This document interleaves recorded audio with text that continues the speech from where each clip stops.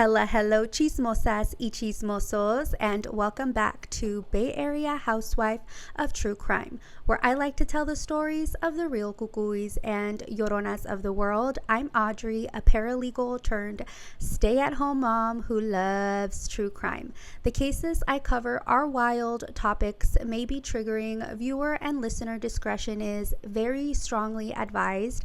The people mentioned are innocent until proven guilty in court. With all that being said, grab your hot Cheetos and let's get started on today's case. Today's case takes us to Australia.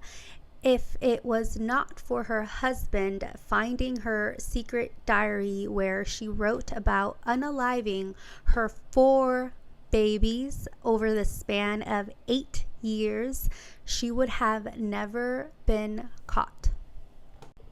Kathleen Megan Donovan was born on June 14th of 1967 in Sydney, Australia.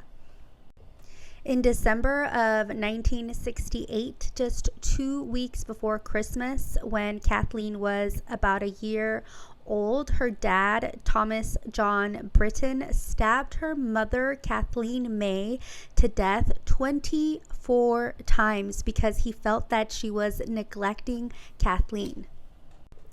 He had also killed his first wife that way. Thomas, or Taffy as they called him, served 15 years for that murder before being deported back to England.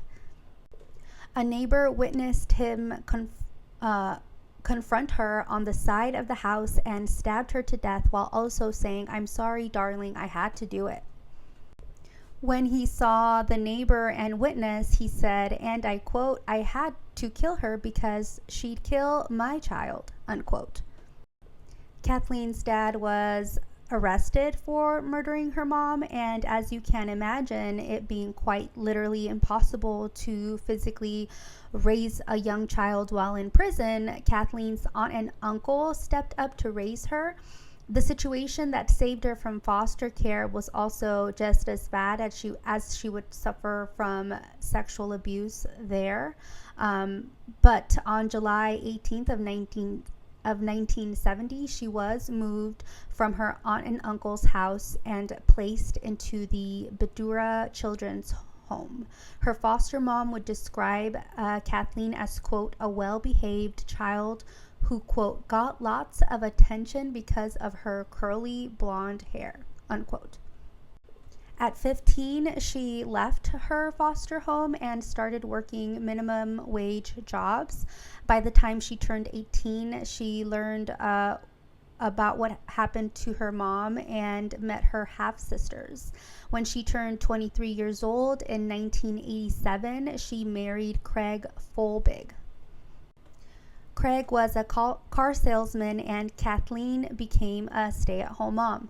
Becoming a stay-at-home mom was isolating and Kathleen would have mood swings, so she turned to writing her feelings down in her personal diary. On February 1st of 1981, Kathleen gave birth to their first child, Caleb, a boy who had a hard time breathing and was diagnosed with a mild case of laryngomalacia. He passed away at just 19 days after being born, and doctors believed it to be due to cot death, or SIDS as we know it here in America and obviously all over the world. The night Caleb died, Kathleen wrote in her diary, and I quote, "finally asleep," exclamation point, unquote, in her diary. Kathleen was very vocal about how she hated the attention that the baby took away from her and hated the fact that her body was not the same.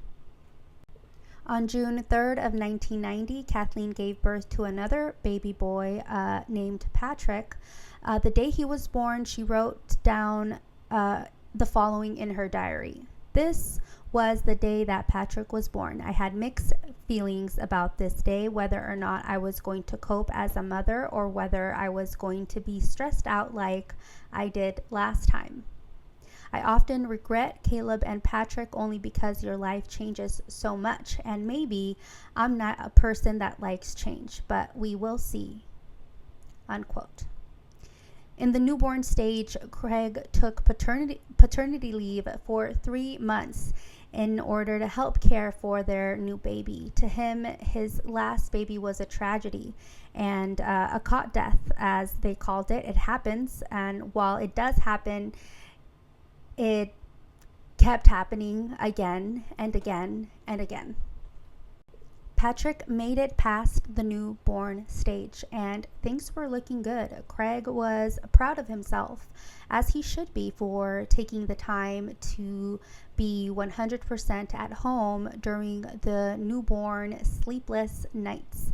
However, one night at home, when Craig had only been back at work for only 3 days, Kathleen woke him up with her yells, like a real-life llorona for her hijo. The police report described how Craig rushed into Patrick's room and saw his wife standing over Patrick, who was lying in his cot. The baby had stopped breathing, and he tried performing CPR, but it was no use. The doctors determined Patrick had epilepsy and was blind. Those who knew Kathleen said that she, quote, could not deal with Patrick's blindness, unquote. How horrible that a mother acted like her baby becoming blind from the trauma that she most likely caused him was such a chore, such a hassle, that she had to drop him off to be babysat by her sister-in-law, Carol. She wrote in her diary that her husband and baby would be better off without her.